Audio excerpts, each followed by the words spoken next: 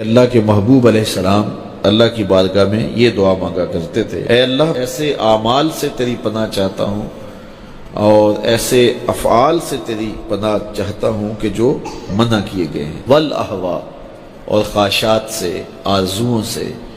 جن آرزوؤں کی طلب منع کی گئی ہے، جو آرزوئیں دھکیل دیتی ہیں گناہوں میں، تو ایسی آرزوؤں سے محفوظ کیا جائے، ایسے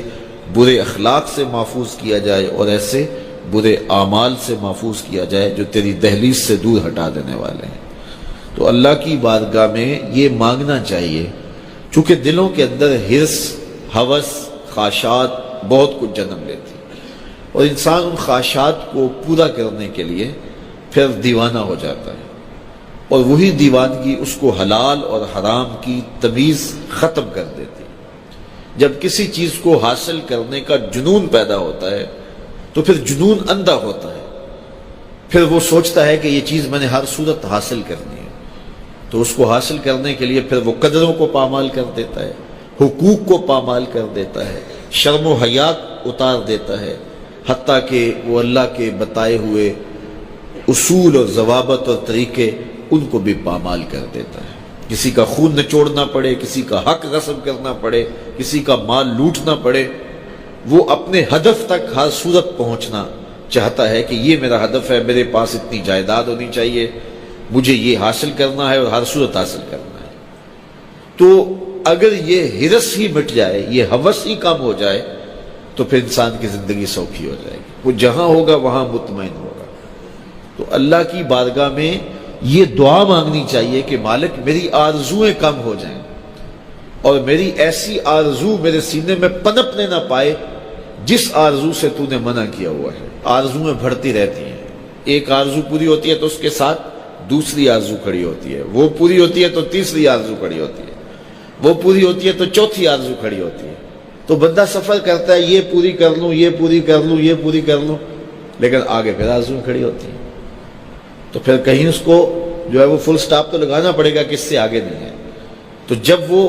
فل سٹاپ لگا لے گا تو پھر اس کی زندگی سوکھی ہوگی، لیکن جب آرزویں اسے کہیں ٹھہرنے نہیں دیتی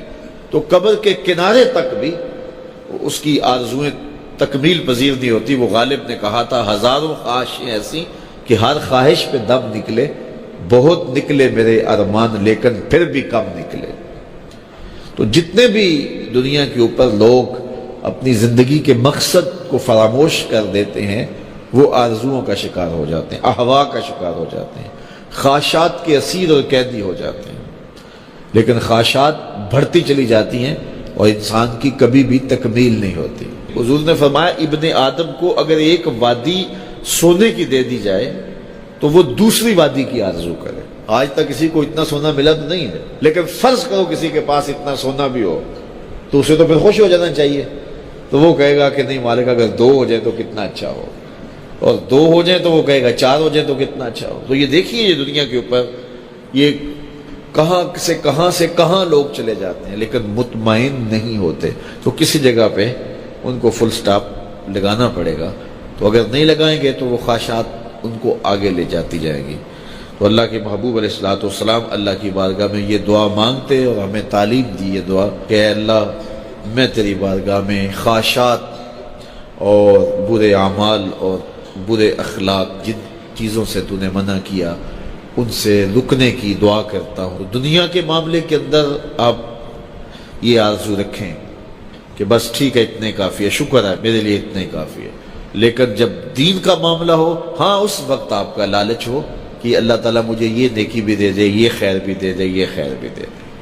5 نمازیں پڑھتا ہوں اللہ مجھے تہجد بھی دے دے، پھر کہا مالک تو مجھے 7 روزے رکھنے کی توفیق بھی دے دے، صدقے کی توفیق بھی دے دے، تو پھر آرزو بڑھتی رہے صدقے کی، خیرات کی، نیک اعمال کی۔